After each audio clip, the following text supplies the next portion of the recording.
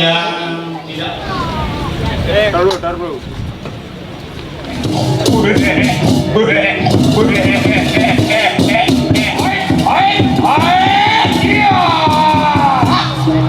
Dengan Pancamaya itu wani luar biasa. Surabaya. Wani luar biasa. Surabaya. Wani luar biasa. Ya, terima kasih Cari. Satu. Ya, luar biasa Bapak Ibu sekalian. Ya, di depan kita adalah semangat persatuan kita. Kita berikan tepuk tangan bersatu dengan prajurit. Ya.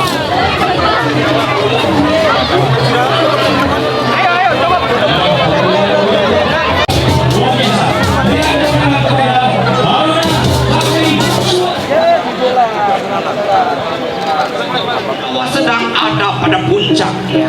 Tiada lain, kita harus segera menyusun siasat, yaitu wali kota ada di sini. Guru drona itu.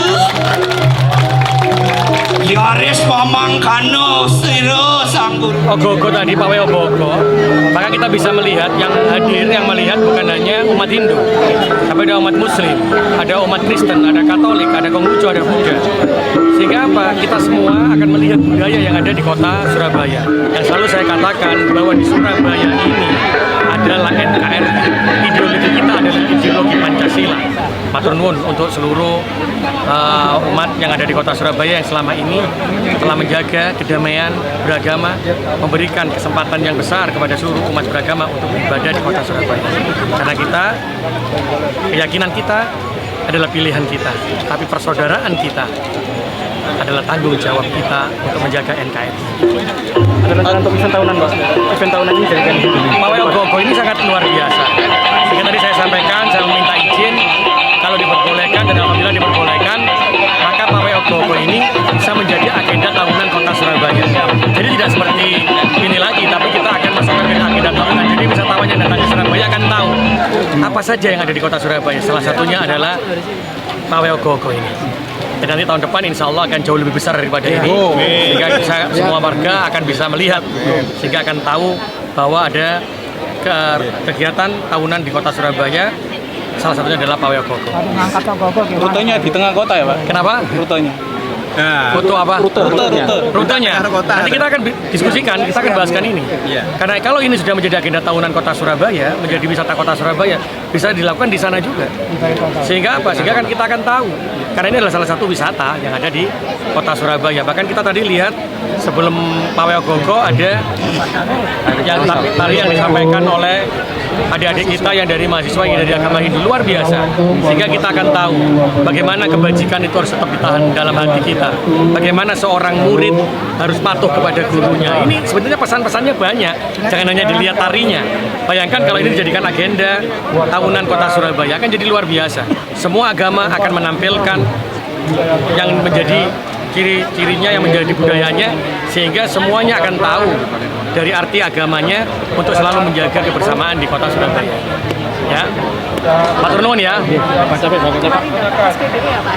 Yang dua, ada yang terkait SPBE. Kita ini adalah yang terbaik ya dalam pelayanan. Karena kita selalu katakan bahwa Surabaya ini untuk mempermudah pelayanan publik, maka tidak ada pilihan. Dan saya sudah perintahkan semuanya harus digitalisasi. Karena itu untuk pelayanan admin saya minta sudah dilakukan di Balai RW.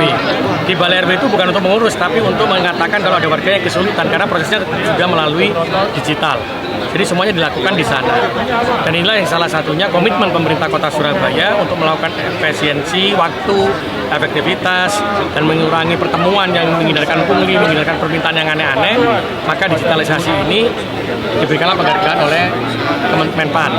Yang kedua, Surabaya kemarin juga mendapatkan untuk COVID ya, penanganan COVID terbaik se-Jawa Bali yang kedua. Tapi yang sekaligus ini saya sampaikan matur nuwun kepada seluruh warga kota Surabaya.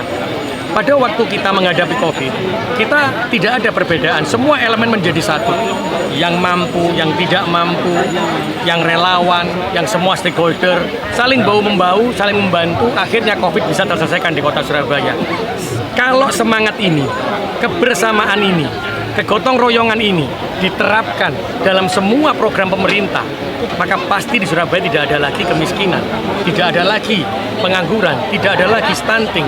Nah ini apa berarti saya sampaikan, Surabaya matur nuwun untuk seluruh warga kota Surabaya, semua elemen yang ada di Surabaya, sehingga kita punya semangat yang sama untuk menyelesaikan COVID, dan COVID pelayanannya yang dilakukan, kita mendapatkan yang terbaik dalam mengatasi COVID-19 yang kedua se-Jawa Bali. Saya berharap semangat penyelesaian COVID ini bisa kita terapkan dalam semangat perjuangan kita dalam penyelesaian kemiskinan, pengangguran, stunting, dan yang lainnya yang ada di kota Surabaya. Karena kekuatan kita adalah kekuatan gotong royong. Tanpa gotong royong, nonsen di kota Surabaya. Mohon izin Pak Erik. Tapi kan minta juga untuk Kan adalah ketika bukan tidak menyimpan aplikasi, tapi aplikasi itu tersinergi, terkoneksi satu dengan yang lainnya. Karena apa? Di pemerintah pusat juga ada aplikasi. Aplikasi di Surabaya, di daerah lain ada. Tapi di pemerintah pusat ini hanya untuk kebutuhan pemerintah pusat. Tapi di Surabaya pelayanannya sampai dengan tingkat RT, tidak bisa dilakukan. Tetapi ketika ada sinergi, ada web service, maka tidak perlu lagi satu orang seperti rumah sakit ngisi WMNkes, ngisi Pemkot, ngisi provinsi, tidak. Inilah dikatakan sinergi, sekali ngisi sudah masuk ke semuanya. Maksudnya yang di situ. di Surabaya sendiri ada puluhan sampai puluhan. Kalau di Surabaya tidak, kita hanya ada di dalam Sayang Warga. Di situ ada pelayanan terkait adminduk, ada pelayanan yang terkait dengan wargaku. Kalau ini tidak mungkin ada pelayanan adminduk terus mari ngono digabungno ambek keluh kesah warga, ya nggak mungkin. Berarti ini pasti akan digitalisasi sendiri-sendiri. Nah inilah yang bisa terkoneksi antara Sayang Wargaku tadi dengan aplikasi Sayang Warga. Sehingga apa? Pemerintah bisa tahu berapa kebutuhan orang miskin, berapa yang ada di bayi stunting, itu harus tahu. Kalau tanpa digitalisasi, omong kosong. Jadi bukan digitalisasi tidak boleh banyak aplikasi, tidak. Yang selama ini dimanualkan, rubahlah menjadi digitalisasi. Lewis mari digitalisasi, ojo ditambahi maneh.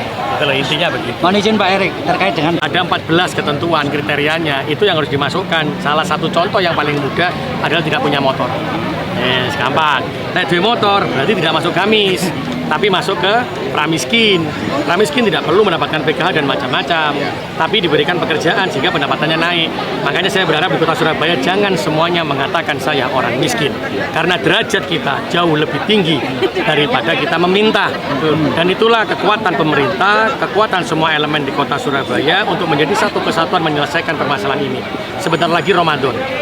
Bayangkan kalau semua masjid ketika mendapatkan zakat tidak dibagi sendiri-sendiri. Semua masjid zakatnya, infaknya, sodakonya dikumpulkan, belum lagi yang dari pura, belum lagi yang dari gereja 1/10. Setelah itu dibagikan berdasarkan data kemiskinan di Surabaya. Maka tidak akan pernah ada orang miskin di Surabaya. Karena itu saya katakan, jangan pernah berjalan sendiri dan jangan pernah mengatakan kita paling baik. Tapi yang paling baik adalah kita kisah gotong royong dan menyatukan kekuatan kita di dunia ini bukan karena agama, karena keyakinan kita harus berbeda-beda. Yakin kita tidak boleh disamakan, tidak bisa jadi satu. Tetapi ketika berbuat sosial, berbuat kebaikan, melakukan penyelesaian kemiskinan, maka digabung antara Kristen, Hindu, Buddha, Islam. Ketika itu dibagikan, maka insya Allah kekuatannya sangat luar biasa.